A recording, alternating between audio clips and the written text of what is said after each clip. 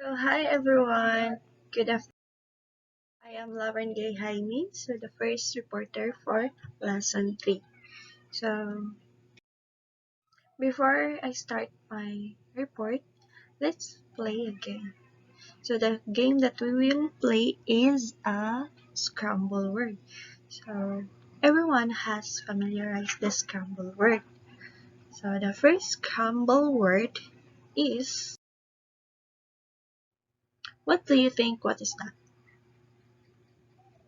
Mm, the correct answer is leadership. Very good. So this one, what is this? So the word is, the correct answer is communication. Let's move on.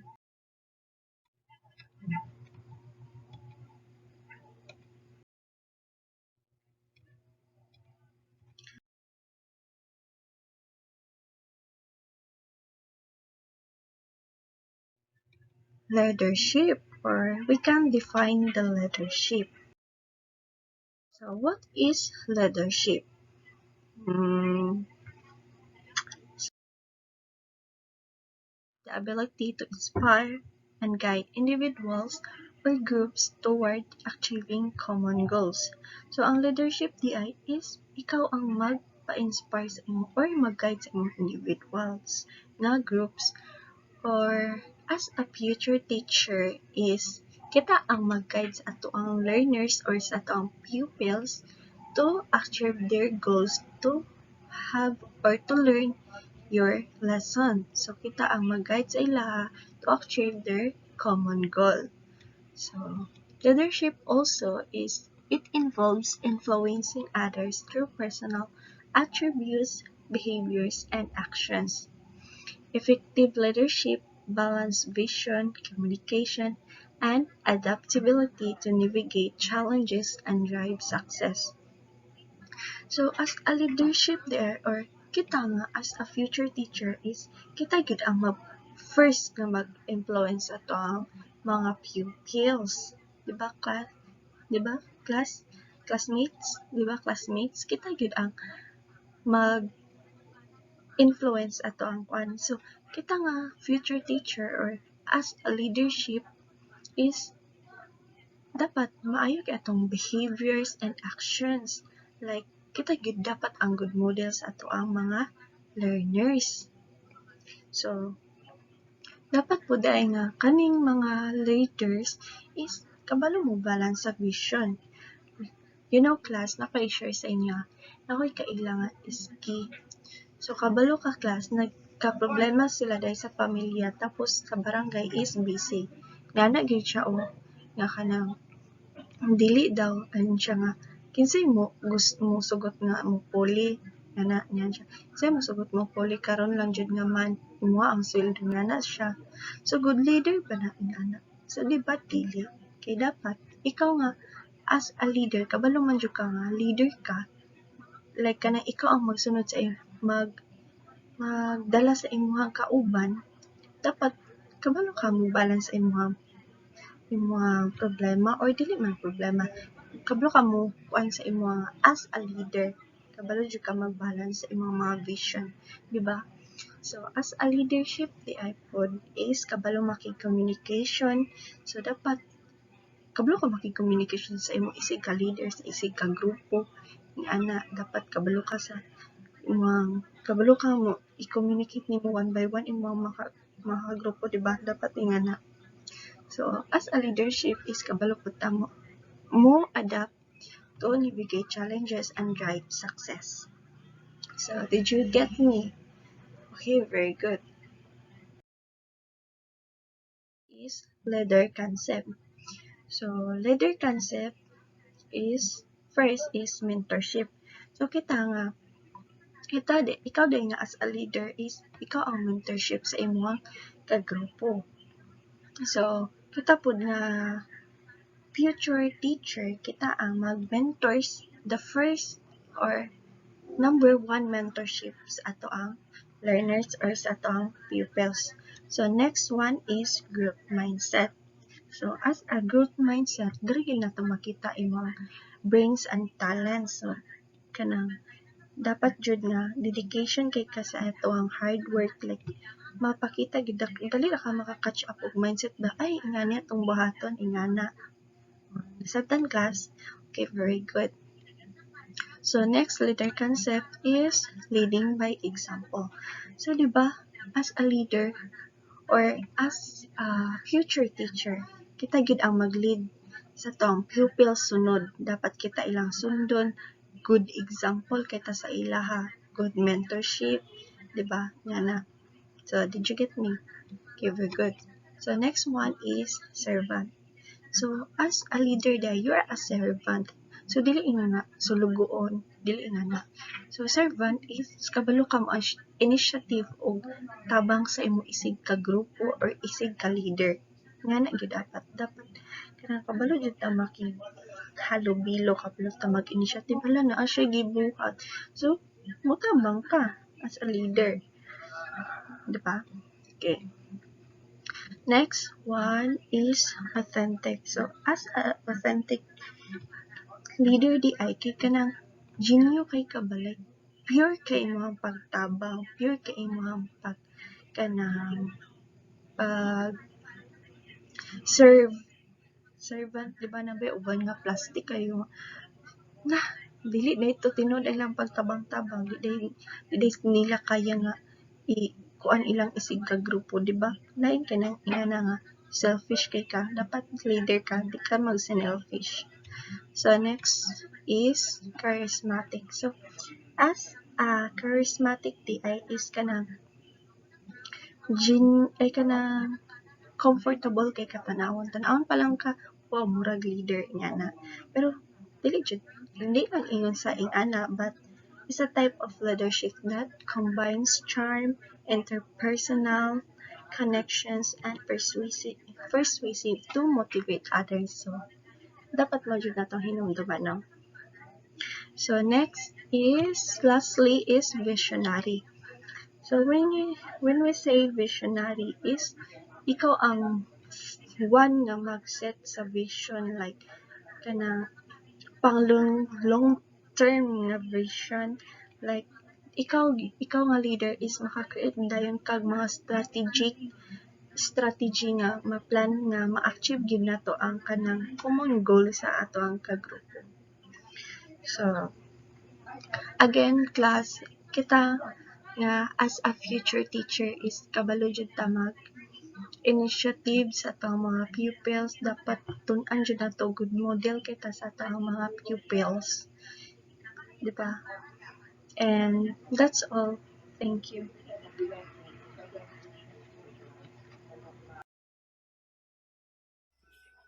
My topic is situation and leadership.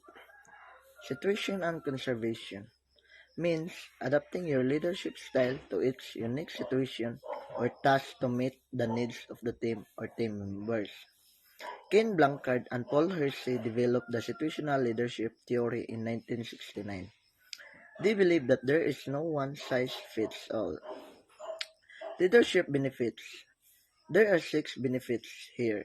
The first one is it is a more flexible approach to leadership.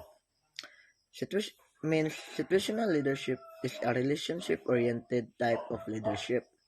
It bases a leader directives on the readiness and ability of his followers. This is why it's seen as a flexible approach. The leader does not use a single style of leadership across all his team members. Second, it encourages successful collaboration among team members. There is interaction amongst team members as employee 1 is being taught by employee 4 when the leader uses situational leadership in dealing with their team. Third, adaptability is encouraged to fit past, present, and future situations. Adaptability is indeed a crucial skill that is encouraged to navigate through various situations in school. Being adaptable means being able to adjust to different circumstances, environments, and challenges effectively. Fourth, It assesses maturity level of people within the organization. Institutional leadership: the leader must manage both being very directive and supportive to their team members when they give tasks. They need to be able to read body language. Fifth, it encourages socio-emotional support for subordinates. A team or any business organization will be composed of individuals who come from totally different educational, social, economic, and cultural backgrounds. Last is work productivity can be enhanced with situational leadership. It is clear that situational leadership means a leader has the flexibility to also use trans, transformational leadership. Good day, everyone. I am Julie Miduran and I will be discussing the continuation of Mr. Ninboy Danlag's report, which is in Unit 5 under the nature of administrative work. Now, let's proceed on the number 2, situation and leadership. Before we proceed to this topic, let us first unlock the word situation and leadership. So, what is situation and what is leadership? So, class, a situation refers to a particular set of circumstances, conditions, or events that someone or something is facing or experiencing.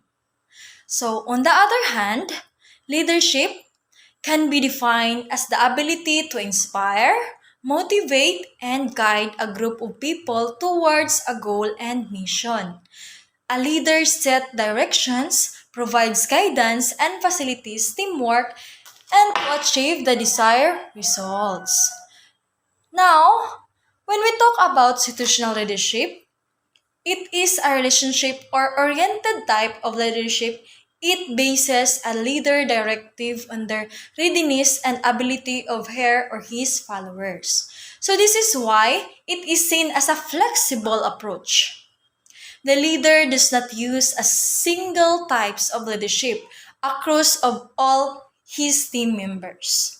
So in order for it for so, in order for it to work, the leader must have established a relationship of his team members in order to understand their state of mind when receiving directions or the task they need to complete. Now, let's proceed on. What is situational leadership theory?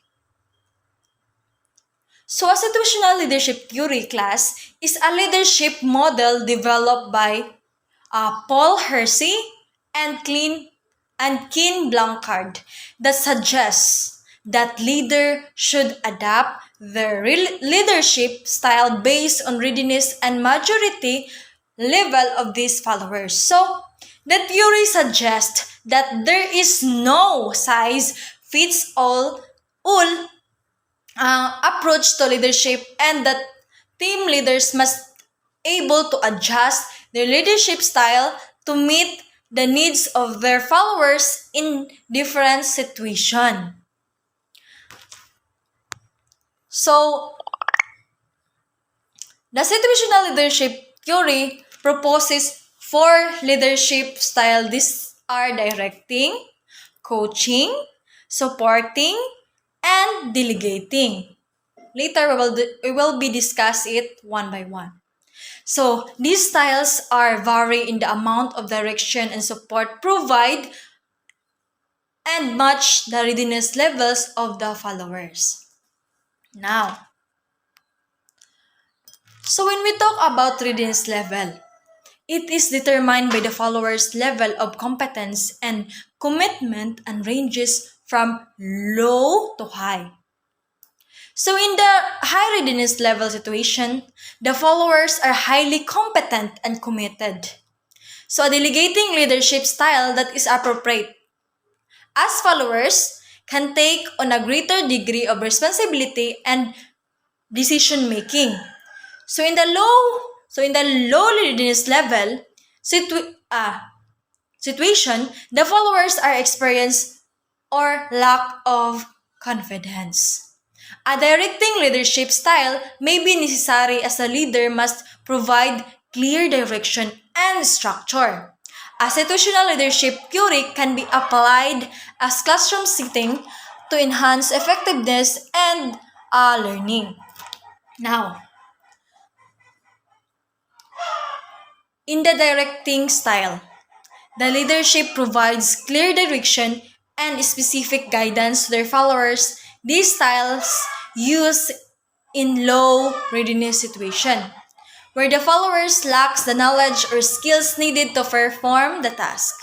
So this style can be used when the student is a beginner or has a little experience in a particular subject. So the teacher can provide clear instructions and guidelines and feedback to help the students to understand the materials. The second one style is the coaching style provides both directions and support to their followers. So emphasizing the development of skills and competence. So this style is used in moderate situations where the follower has some skills but lack confidence or experience.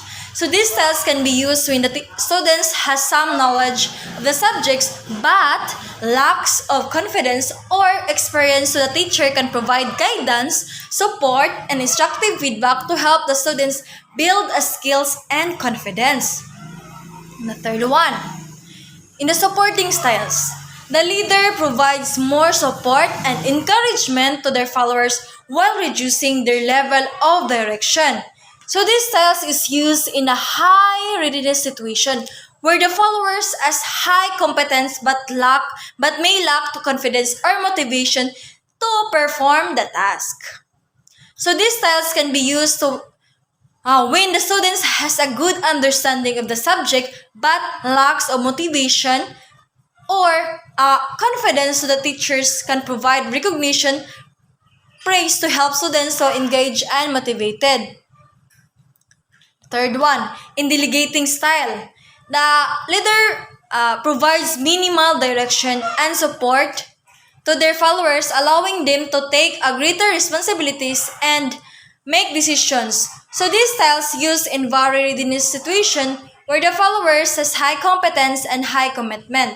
So these styles can be used when a student is highly skilled and motivated in a particular subject, so the teacher can be delegate more responsibilities to the students, allowing them to take ownership of their learning and make decisions about their own progress.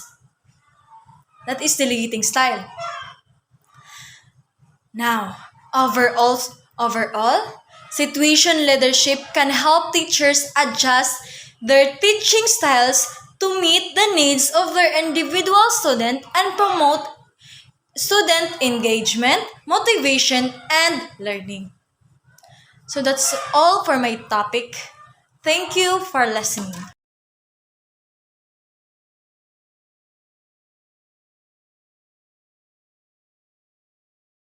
Hi guys, by the way, my name is Ayan Piniflor and I'm in number 3, Behaviors and Leadership. Leadership behavior is the traits and actions that make an individual effective as a leader. This behavior is the process by which a person can guide, direct, and influence the work of others to meet specific goals. These actions and strategies can be learned to increase the effectiveness of those around them. So, leadership behavior is the traits or kinaiya bitaw sa leader para mahimo kang or kinaiya or kanang batasan bitaw sa leader para mahimo kang effective na leader. Maka-epekto gini siya sa kuan sa inyong sa mga members kay siyempre kung maayo imong ipakita sa sila di kung unsa man galing nga goals inyong gusto nga makabot dali ra kay kanang kabalo man sila nga butang maayo ang ilang leader. Mao na ang leader's behavior. Some of the major type of leader behavior found in an organization are as following. First is direct leadership. So kung saan sa ning direct leadership, kining direct leadership is kanang ug unsa mo nauna sa leader, mo ra gid ang masunod nang dili bitaw siya mangita og dili siya mangwan sa iyang membro bitaw kung sa ilang mga suggestion unsa ang kuan sa leader ang iyang nasunod na mo ra gid ang iyang sundon, mo na ang direct leadership. Second is support leadership. Ang support leadership pod is ug unsa ang mga kinahanglanon bitaw sa ilang mga members, mahatag gid bitaw sa leader kung sa ang ilang mga gusto nga pangayoon minana mahatag suportahan gid sa leader, mo na ang supportive leadership. Next is participative leadership. So sa participative leadership is dili pod nang maminaw na ang leader bitaw sa mga suggestion sa ilang mga members ug unsa ang mga pangingon sa iyang members. Iyan ang paminawon bitaw ana sakto ba na gwapo pa na nga idea inana mo na ang participative leadership. And the last one is achievement oriented leadership. So dito naman sa achievement oriented leadership is gina-encourage sa leader ang mga members niya nga buhaton bitaw ang tanan para mas makuha nila ang ilang goals. Iyang gina-encourage nga anon gid lang buhaton gid nila ang ilang makaya para makuha gid nga goals. And that's all. Thank you.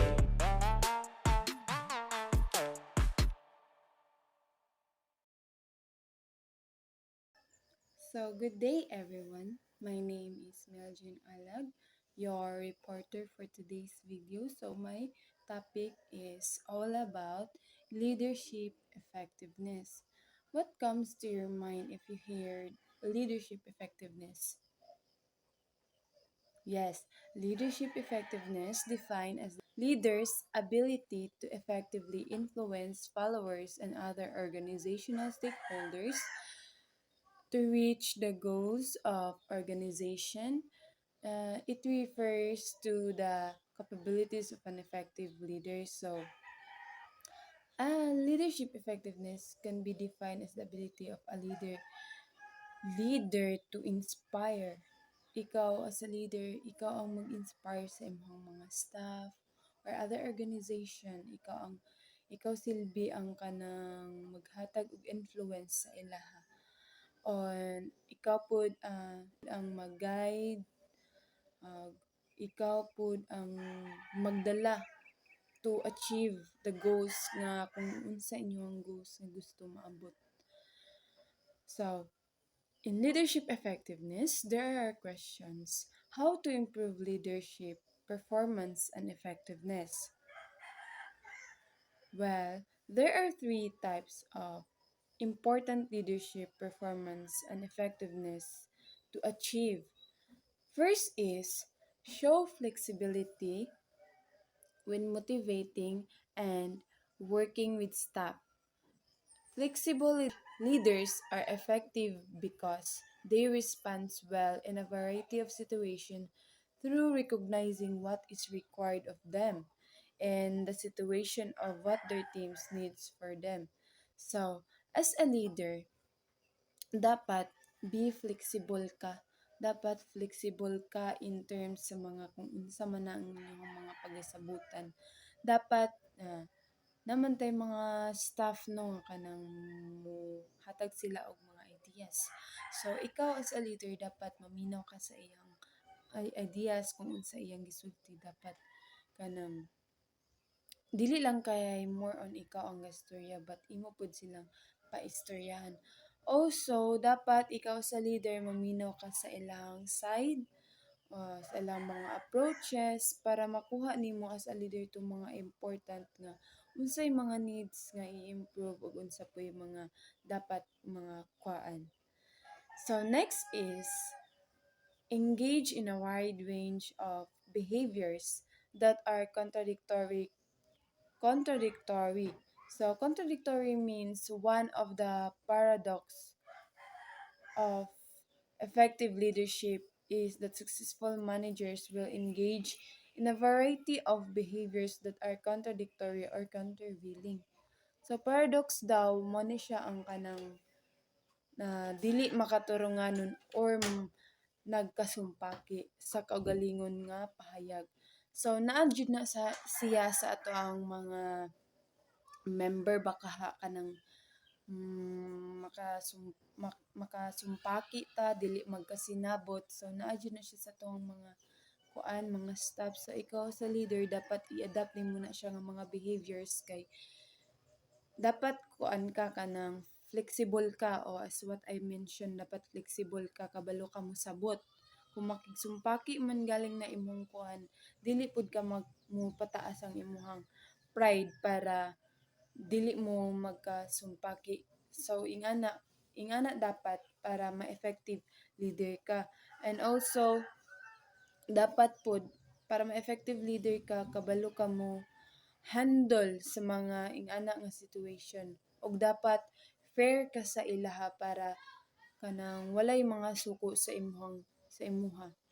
So ingana. So next, the last one is demonstrate a high intrapersonal and interpersonal social skills. Successful leaders who inspired and also effective in reaching performance standards tend to demonstrate high level of intrapersonal and interpersonal skills or psychological capital. So, demonstrating a high intrapersonal and interpersonal social skills involve a deep understanding and awareness of one own's emotion, thoughts, and values. So, that is intrapersonal. So, as a leaders, dapat uh, i-involve nimo sa imong kagalingon ilahang mga emotions. Dapat ikaw sa leaders i-apply nimo ang intrapersonal. Intrapersonal means kanang mga understanding, deep understanding, own emotions, ilang mga emotions and thoughts of mga values. So dapat i-apply nimo na siyang good values, as well as effective interacting, communicating, and building relationships with others. Mo na siya ang interpersonal pod nga kanang dapat ikaw sa leaders effectively interacting or makig-interact ka sa imuhang makig-interact ka sa imuhang coworkers, building relationships. Dapat pud kanang naa kay relationship sa ilaha para para pod nga kanang magkasinabtanay mo.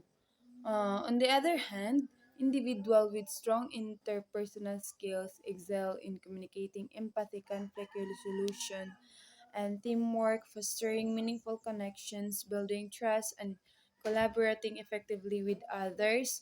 So, as a leader, dapat good makig-communicate ka sa imong mga staff kung unsa ba ka, okay ba ka sila or dili ba ka, dapat imong ikuan ang ilang emotions ba. Kung kaya ba ka ni, dili ba, o dapat pud kay makig-teamwork ka, dili lang kay imong sari-sarilihon. Naman jud na sa ato ang kuan labi na sa kanang magdupog-dupog sa eskwelahan na agid nang kanang leader nimo nga kanang siya lang dili siya makig-approach sa imong kauban. So dapat kita as a leader dili jud ta ingana, dapat makig-teamwork ta, natay connection sa usag-usa, o dapat pod ang one reason pod ma-effective leader ka is naa kay pagsalig sa usag-usa. Mo jud na siya important. So wrapping up this lesson, leadership is about more than just getting the job done. It's also about inspiring and motivating others how you behave to reach your goals. So ingana no, as a leadership dapat gid nagid kay setting of goals. Gusto nimo maabot, sa example kagawad ka unsa imong goal nimo kay goal nimo kay maghatag ka og bula ingana. So mo na siya. A great leader should strive to be helpful, kind, informative, creative, friendly. So, a great leader daw should strive to be helpful. Dapat matinabangon ka kung anay usa ka staff nimo nga kanang naglisod siya. So then try to help para malinawan siya or para mo dili siya maglisod. O dapat ikaw as a leader kind ka sa tanan, dili lang kay sa isa. Creative pud ka o friendly pud ka. So mo pud na important friendly dapat para daghan ang ganahan sa imuha para pod walay mga suko sa imuha. Also inspire their team to think outside of the box, come up with new and innovative solutions, and find ways to stay motivated and productive. So, as a leader, dapat kay dili lang ka mag-think, dili lang ka dapat mag-stick to one. Dapat pod mangita kag other way. Hatagan pa to siya og solution or other solutions nga mas effective pagyud. Leadership effectiveness is an important factor in the success of any organizations. Yes. And also it requires the leaders to have strong communication, interpersonal skills, as well as the ability to think strategically and make informed decisions. The nature of administrative work can vary depending on the specific organization and its size. So, kung mo to kong gipang mention katong tulo ka buok, it is very important ma-apply na to siya as a leader para ma-effective ka as a leader. So, dapat i-apply to nimo siyang tulo. And that's all of my report. Thank you for listening. Contingency variables in the revised leader participation. Model 1. Importance of the decision. 2. Importance of obtaining follower. Commitment to the decision. 3. Whether the leader has sufficient information to make a good decision. 4. How well structured the problem is. 5. Whether an autocratic decision would receive follower commitment. 6. Whether followers buy into the organization's goals. 7. Whether there is likely to be conflict among followers over solution alternatives. 8. Whether followers have the necessary information to make a good decision. 9. Time constraints on the leader that may limit follower involvement. 10. Whether cost to bring geographically dispersed members together is justified. 11. Importance to the leader of minimizing the time it takes to make the decision. 12. Importance of using participation as a tool for developing follower decision skills, findings of the Fielder model, good performance, task-oriented relationship. Oriented for category leader, member, relations, task, structure, position, power, favorable, moderate, good, poor, unfavorable, poor, high, strong, high, weak, low, strong. Representations of Fielder's contingency model. Situational control high, control situation moderate. Task structure high, strong. Task motivated leaders are most effective at either end of the scale. Fielder suggests that it may be easier for leaders to change their situation to achieve effectiveness rather than change their leadership style. My topic is Fiedler's contingency model. What is leadership? Leadership, the ability to influence a group towards the achievement of goals. Fiedler model. The leader assumption leader style is fixed and can be measured by the least preferred coworker LPC questionnaire. Least preferred coworker LPC questionnaire, the way in which a leader will evaluate a coworker who is not like will indicate whatever the leader is task or relationship oriented. Leadership style, personality, task, motivation, situation, Leadership is effectiveness, characteristic, and institution Fiedler's contingency. Model 12 Fiedler's model assumed that group performance depend leadership style. Described in terms of task motivation and relationship motivation. Situational favorableness determined by three factors. Number one is leader-member relation degree to which a leader is accepted and supported by the group members. Two is task structure extent to which the task is structured and defined, with clear goals and procedures. Number three is position power, the ability of a leader to control subordinates, truth, reward, and punishment. Four important ideas of contingency theory are: number one, there is no universal or one best way to manage. Number two is the design of an organization and its subsystem must fit with the environment. Three is effective organization not only have a proper fit with the environment but also between its subsystem. Number four is the needs of organization are better satisfied when it is properly designed and the management style is appropriate both to tasks undertaken and nature of the work group.